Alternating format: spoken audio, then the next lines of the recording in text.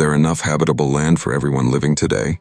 Yes, there is more than enough land on Earth to house the entire human population, but the deeper truth lies in how that land is distributed, utilized, and governed.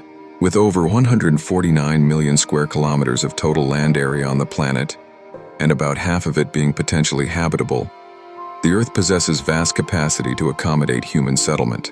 When we factor out uninhabitable areas such as glaciers, mountains, and deserts, what remains is still more than sufficient to offer shelter, infrastructure, and space for all 8.1 billion people.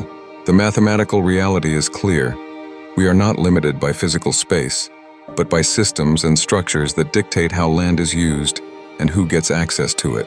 To put this in perspective, if the entire world's population were housed at the high urban density of Manhattan, around 27,000 people per square kilometer, everyone could fit into an area about the size of Poland or Arizona.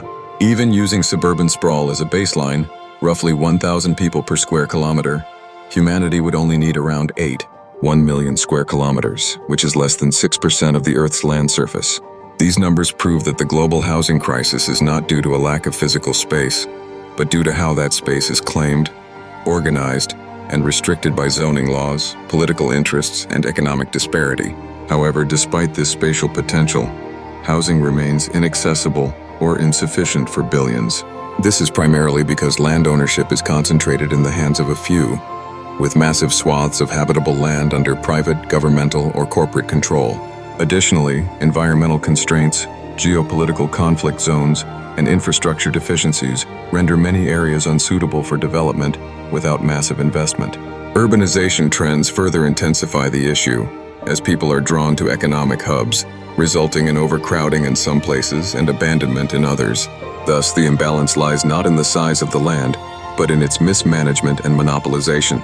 Another critical factor is the unsustainable development patterns and environmental degradation caused by poorly planned human settlement. Expanding into forests, wetlands, and biodiversity hotspots not only threatens ecosystems, but also creates climate vulnerabilities.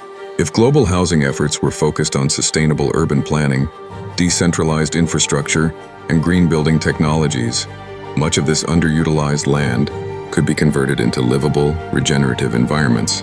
Innovations in vertical housing, modular construction, and clean energy can further amplify our ability to build thriving communities without overextending Earth's resources. In conclusion, Earth has more than enough land to house every human being, but the challenges are systemic, not spatial. To truly house the world, humanity must realign its values around equity, sustainability, and wise governance. That means challenging unjust land ownership systems, investing in affordable housing, and rethinking how we design our communities. With the right vision and collective will, housing everyone on Earth is not only possible, it's entirely within reach. The solution lies not in expanding territory, but in expanding consciousness. TNT Initiative, our race's universal hope.